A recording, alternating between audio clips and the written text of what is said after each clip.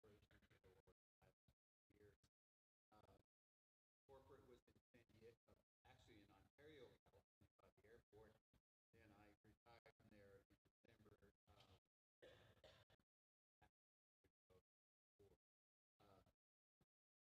I've just over the years in our industry, I always felt that it was important to give back. So many of the companies that I was with made sure that we got involved in the industry association to contribute in any way that we could to the industry that we were in. And actually, I think Rotary brings that for me, to be able to give back to the community here. My wife has jumped into newcomers and is very active there now. They went on a trip the other day, and she's more of a social butterfly than I ever thought she would be here. When we moved back here, I was a little bit concerned about that, but it's been no worry whatsoever. And I think Rotary really brings for me an opportunity to give back to the community, and I really look forward to it. Thank you so much. So at this time, I'm going to present the red badges. There's Tony and Debbie. If you want, who's taking a picture? Carolyn got it. All right. Okay. So congratulations to these new members. And while I'm up here, we do have a new membership orientation. Just a reminder, on Tuesday, 11:30 at the Northeast Tech. It is about forgot where I work. So anyway, but they're at 11:30 on Tuesday for new members and committee members. John, that's you. Okay. But you're having surgery Tuesday, aren't you? Well, I can't be. Okay. Full Zoom. Okay. So. All righty. So thank you. If you have any Rotarian announcements, could you please make your way to the stage? Friendly reminder, May 30th, Lobster Fest, in case you haven't gotten the memo on that, we are still needing volunteers to help with that, so please see one of us, myself, Diane, anyone who can assist you with that. I want to give you an update on the life jacket program. Last week with the YMCA and Adrian, we presented 155 life jackets to the 4th grade class. I sent that information down to GRDA along with a picture, and as you can see, I got this t-shirt that says, I got caught wearing my life jacket. And then some information on the back that says, don't basically get drunk when you're boating. So, in any event, they liked it so much. She says, well, I have a couple hundred youth t-shirts just like this. Can you help me move them? Because Camp Bandage we haven't had for a couple of years, and a lot of their events the weather doesn't work, doesn't cooperate. So I said, sure, I'll come down and pick them up. So Friday I went down and I picked up 822 youth life t-shirts. Okay. So as a result, I went back to the Grove School, gave them 155 t-shirts. We went to the Y. They have 80 t-shirts for their swimming program, and they also have some infant and some youth and child life jackets we'll be doing for that. In talking with the GRDA, they said, hey, this school project really seems to be the way to go. And I said, yes, it's going to work out really well. I'll be getting into some other schools. So I talked with Jay, and they are very interested in maybe doing a 3rd or 4th grade, and then possibly catch them after that. Because again, we're limited to funds, and I'm limited to, I've got like 500 life jackets plus the life jacket stations. So I want to thank Clint for being there. I want to thank Judy for being there to help me. And I want to thank those who are helping me with the loaner stations. It's a great program.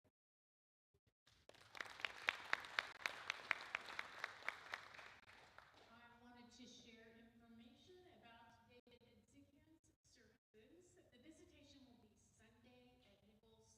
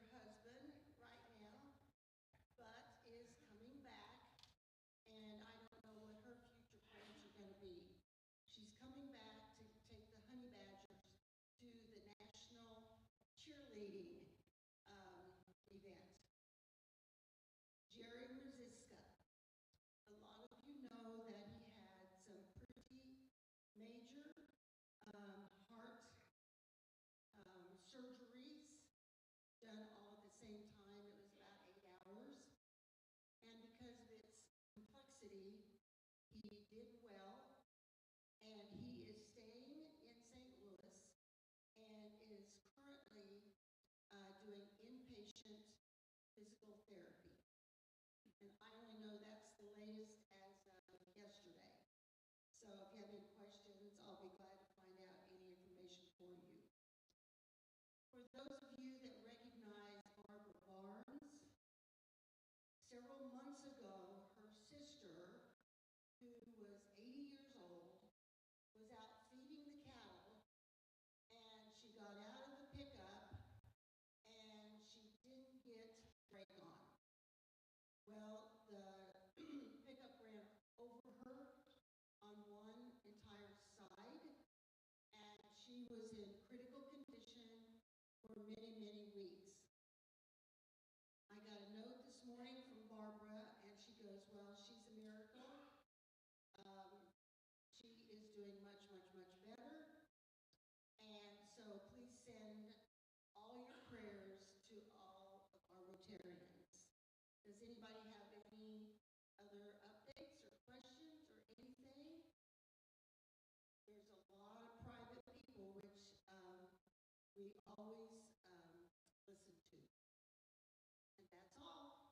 Thank you.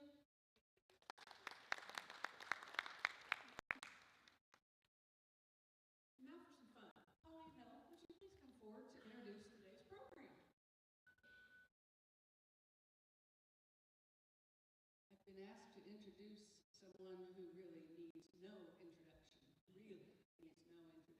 So I'm just going to use a minute or two to say how much we at Lendonwood appreciate Mary Richardson for taking over and leading and guiding Fairy Festival, which, if you don't know, is June 6th, Saturday, June 6th.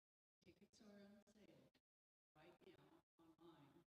But Mary, I think she started planning this about 20 minutes after last year's ended. Incredible organizer, fantastic fundraising. I think we have over 30 sponsors for Fairy Festival this year.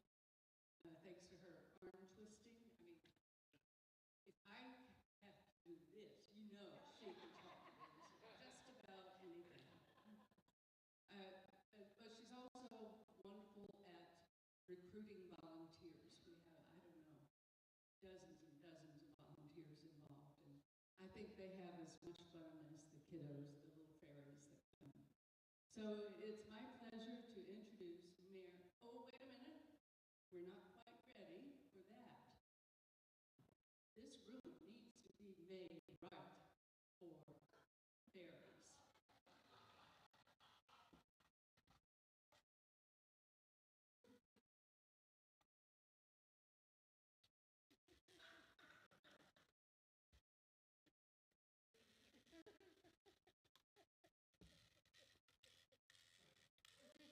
See what we do for Mary? Oh, we are very approved. Very approved. First, Mary.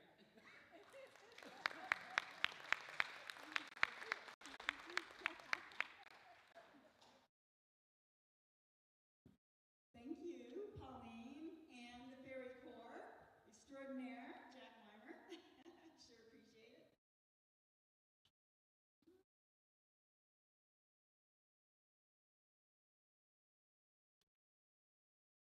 Today is a love letter. It's a love letter to Lendonwood Gardens, a love letter to the Fairy Festival, and a love letter to all of you Rotarians who are involved in this year's Fairy Festival, because there's many, many, many of you. And so a few of you have expressed to me, and fair enough, I really don't get this. Like, what is this all about? Why is this such a big deal? And that's okay. That's okay. I'm going to share some things with you, and hopefully you'll start to see why it's a big deal, and also encourage you to come see why it's a huge deal on June 6th.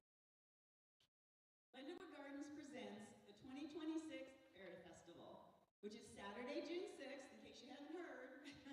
I know we've been talking about it, from 11 a.m. to 4 p.m. On a magical Saturday in June,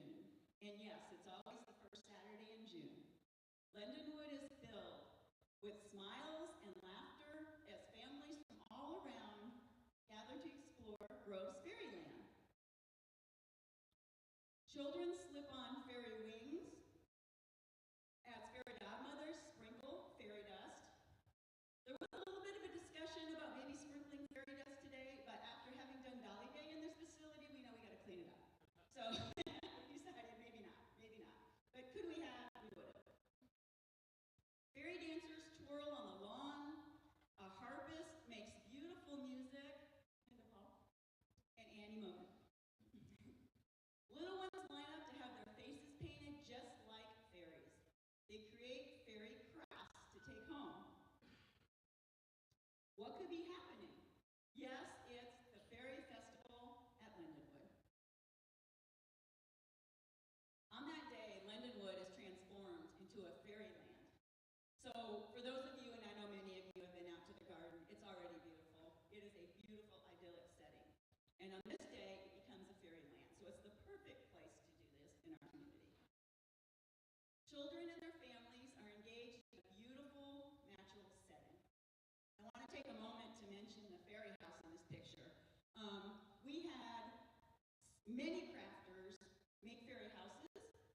If you haven't seen one, there's one on the table in the back. And there's also some beautiful ones at the Grove Public Library in the display case this month. So please go look at those. They're amazing. People spend hours and hours and hours making these. And they're going to be sprinkled around the garden that day for families and children to find. The community is involved in making it happen. We'll talk more about that in a minute, because this could not happen without this amazing community. So how did it all begin? So this will be the third annual. So the first year, Sharon DeBow, for those who know her, had an idea. Like, how can we project the garden to families and young children and get additional people to come experience this? And so I think Pauline said they expected, what, a couple hundred, maybe? Okay, 1,000 people showed up. So they were onto something. And then the second year, last year, about 1,600 to 1,800 is the estimate. So this thing has been growing, it has been getting more popular, and people really love coming to it. Well, what happened? Families came from the four-state area, Kansas City, Bartlesville, Northwest Kansas, all kinds of places. People put it on their calendar, since they know it's the first Saturday in June, and they come from many locations. Families plan to get together so their kids can come, and it's just becoming a real treat. Feedback is uniformly positive, and most importantly, there were smiles on all the faces. That's an example of a face painting that the children can receive. So how does this all happen? Well, it takes a lot of things, trust me. Pauline's right, 20 minutes after the last time we were planning. So lots of planning, enough resources, the very important volunteers, and creative marketing. Planning. So we start planning early, look for ways to improve the experience, and listen to our guests and volunteers. So I'm going to tell you a little secret. I was nervous when I was asked by Pauline and the board to chair this event, because honestly, the first 2 years, I was at the Imagination Library table, and we were busy. Jim Corbridge and I manned that table, and we could barely go to the restroom. You know, we had so many people coming. And that's where I was. So I didn't get the experience to wander the garden and to see people coming in and see how it works. So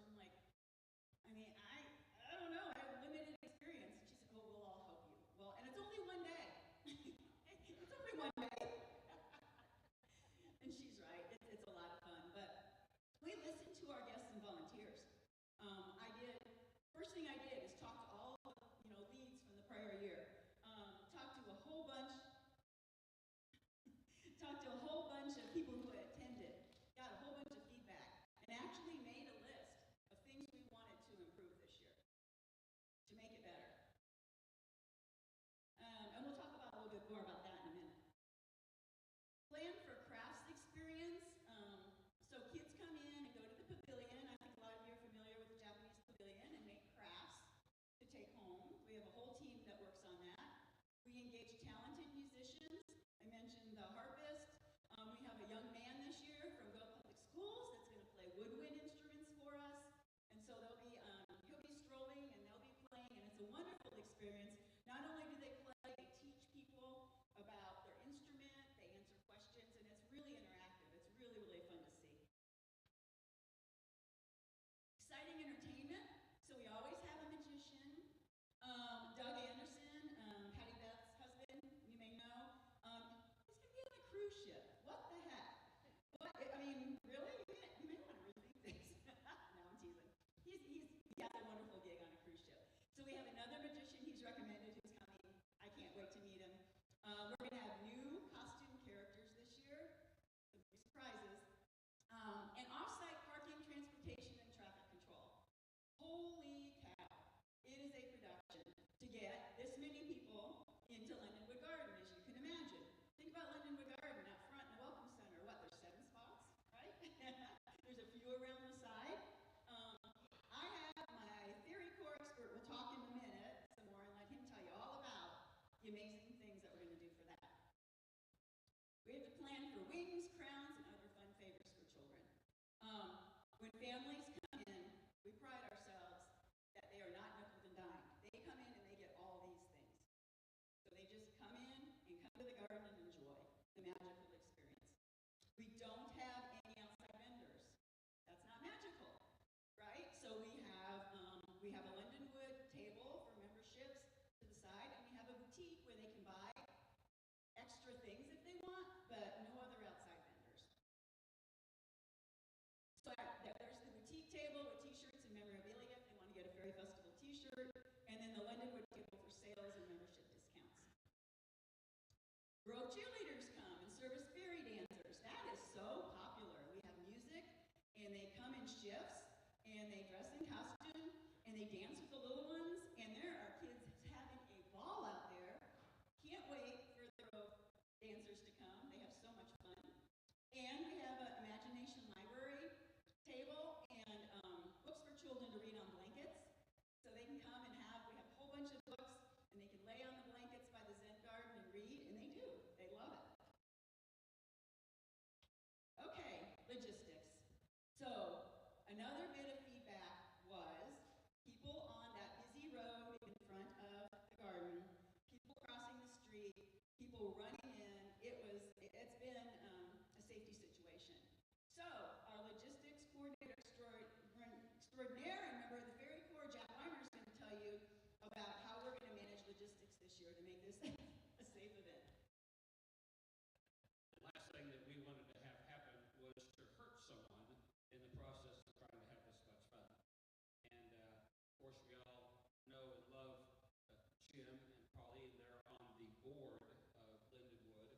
And just imagine if a kid got hurt, the board would be sued. I mean, just all sorts of terrible things started coming into our brain. So what we decided to do was to make all parking be off-site.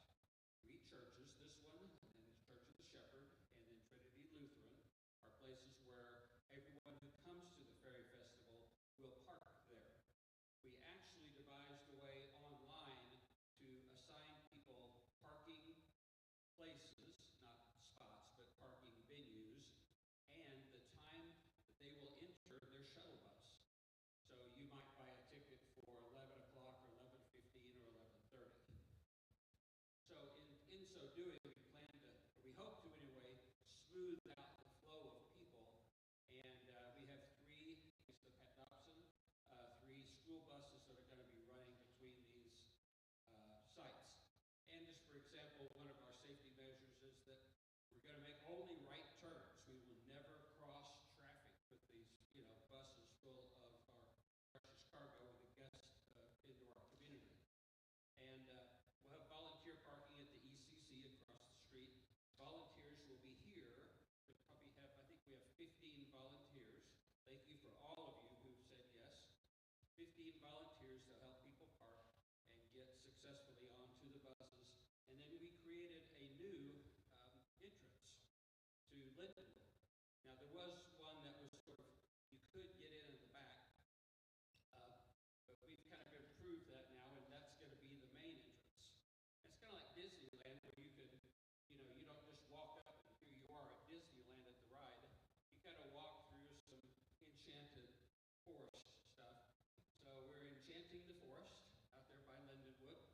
and we'll bring in all the kids and their parents and grandparents that way.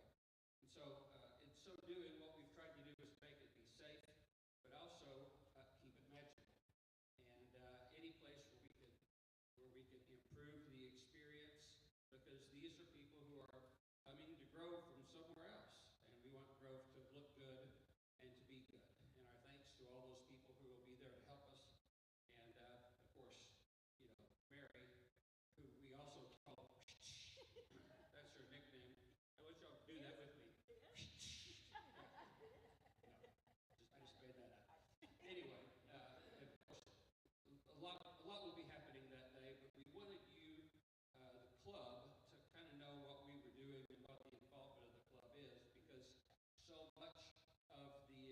so many of the resources that we're using to put this thing on have come from this most generous group, and we thank you for that. And it's a love letter to Lendonwood, but this is also a love letter to the Rotary Club that has provided so many great people for this event. Thank you. Jack has a huge responsibility. He's going to have to move all these people and get them parked and get them in. So thank you. Thank you. When he said he would do that, it was just a huge relief. I really appreciate you. So a little bit more on a couple of things. Timed entry ticketing, new concept, from 11 to 2. So the festival's 11 to 4. From 11 to 2, it's only online ticketing. Spread the word, spread the word, spread the word, and tell people, get their online tickets. The reason why is we had people rushing the gates, and part of the feedback, again, the list of things that we said we were going to work on, is that it was too crowded. And if it's that crowded, I'm not coming back. Like between 11 and 12, you couldn't move, you couldn't get down the path. And people said, please fix that. So we're spreading it out, but it's a learning curve. People need to go online and buy their tickets. There's no walk-up ticketing from 11 to 2. Online ticketing. To spread it out, you can pick your time slot, get on your bus, we'll bring you right in. At 2 o'clock is general admission. Now people can walk up and come in with cash check and credit card. But online from 11 to 2, please let people know that. The other thing is off-site parking that Jack mentioned, the new entrance that Jack mentioned, and all new, so excited, festival map. We never had a map before. And so it may be hard to see, I know, but there's a fun icons, many new things, and people now will have a map of the garden so they don't miss anything. So like last year we had refreshments, and I talked to so many people that said, well, I didn't know that. Where was that? It was kind of in a corner. And so now everybody can get their map when they come in. So they walk in, they get a bag with their map, they get their rings and their masks. Fairy godmothers will be handing out crowns like Pauline has. And we have maps, and I'm thrilled. And on the back of the map is a scavenger hunt. All of our fairy godmothers will have 12 of them roaming the gardens at key locations. They'll be our eyes and ears. They'll be watching for safety issues. They also will be passing out stickers, and so we have a scavenger hunt. So the kids, their quest is to find all 12 fairy godmothers and all 12 stickers on their page, and then they take it home and they can color it.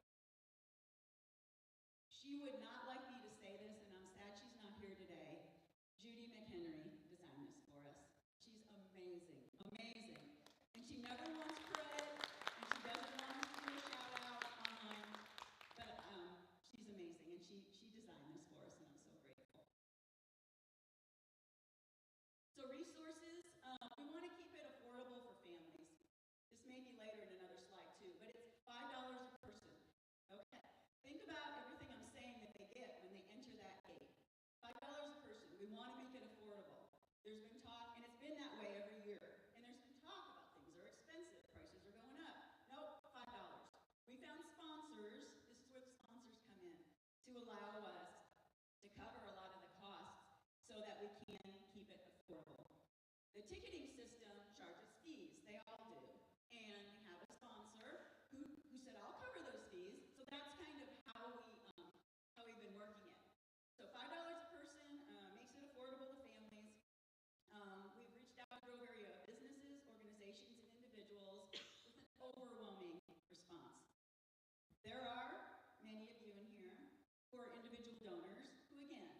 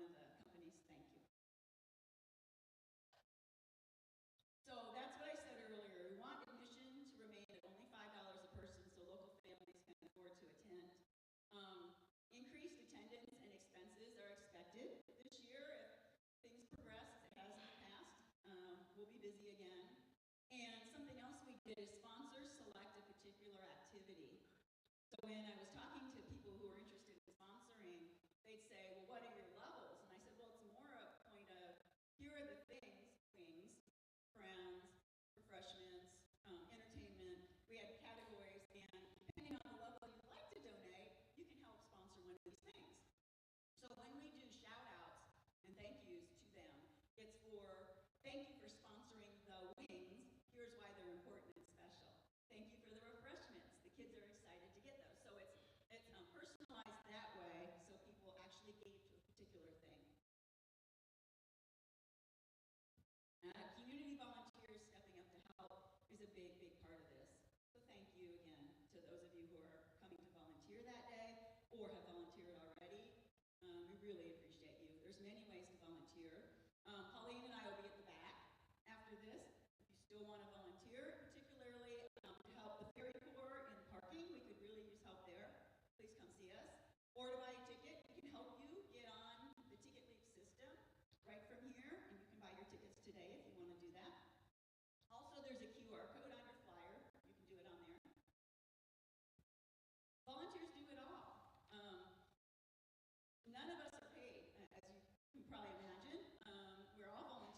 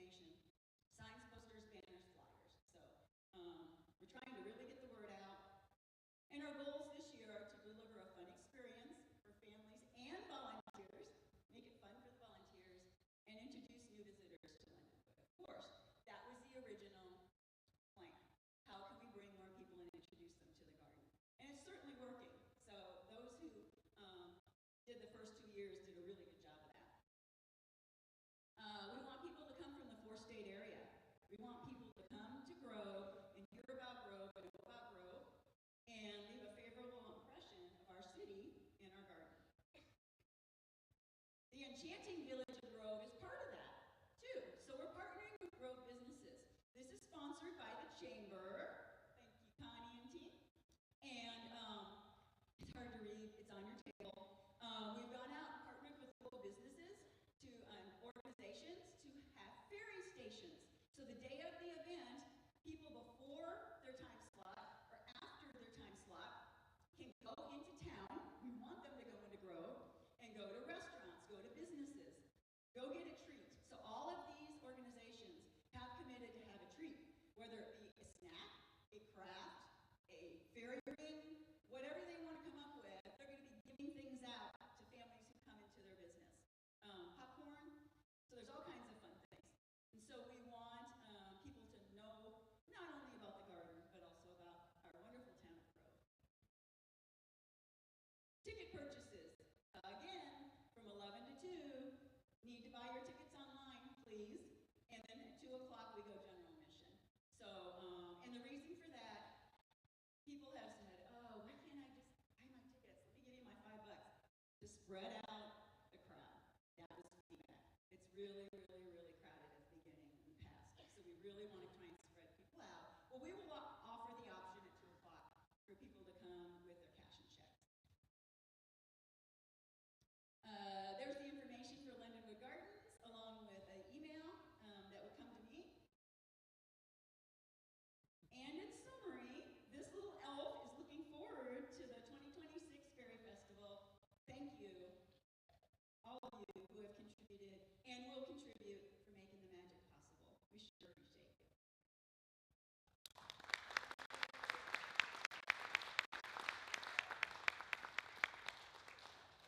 Are there any questions? Yes. Yes.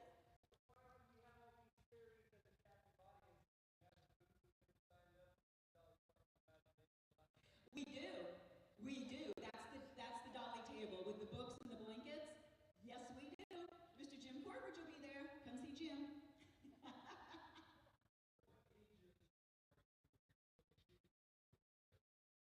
So it's very interesting. You would think it would be like little ones, like babies up to maybe 10. However, we have adults that come and enjoy the day in their costume. We have a lot of teenagers that come and enjoy the day in their costumes. It's just fun and enjoyable, and everyone's smiling. And so mostly it's parents with their kids or grandparents. A lot of grandparents like a day out with their grandkids and want to bring their grandkids. So, you would think there's a certain target age group. We say wings up to age 12. I bought so many wings. I mean, there's going to be wings everywhere. If an adult wants wings and they paid for a ticket, have a wing. So it's interesting. It's really interesting. We get a lot of adults, actually. Boys can be. I will say the masks that we give out, boys tend to like those. It's like lions and tigers and gorillas and face painting. Our face painters are trained. Oh, I want to tell you about that. Our face painters are trained to do Spider-Man and, fun boy face painting. So, yes. Face painters, the bane of my existence. The bane of my existence. Jack laughs because he knows. Pauline knows. In the past years, we've had long, hot lines for the face painters. And I'm like, no. So we partnered with Grove Public Schools with Angie Duff's advanced art class, and are training our own.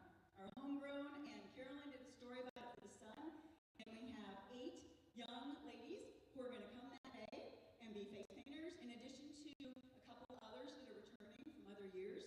And we're going to have 3 to 4 face painting stations, and we're going to move those people through. So we took care of that. That was feedback.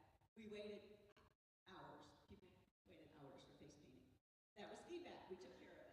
So Mary, I know that your goal did not mention making money, that you really want to get people in the gardens, but I also know Lendonwood's a nonprofit, so I am curious how much money you expect to make off of the event, and then I have a follow-up question. Okay.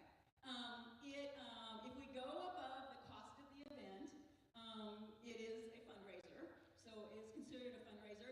I don't, and this is the honest truth, I don't have a goal. I don't. I tried to get as many sponsors as I could to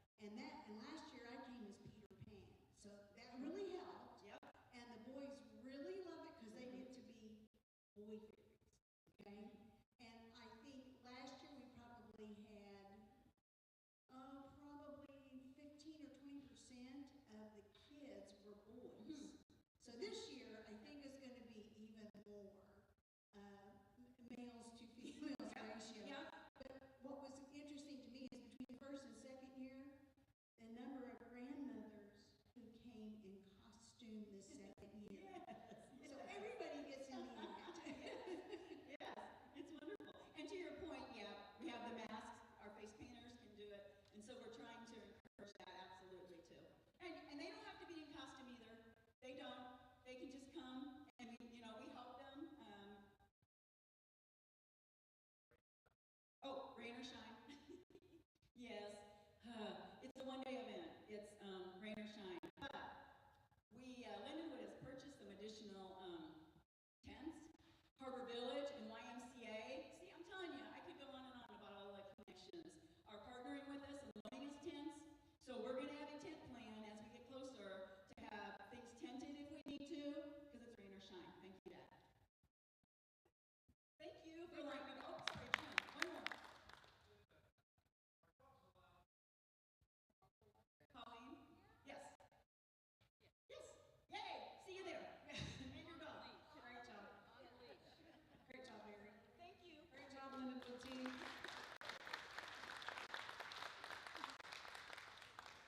Next week's program is Grant Kernan with Newell Coach. He'll be introduced by Christy, right? Perfect. Final announcements, we always want to thank. Great job by the Drift. And then stacking those chairs, the blue 8 high and putting out 7 middle. So if you will stand with me, we will adjourn with the 4-way test.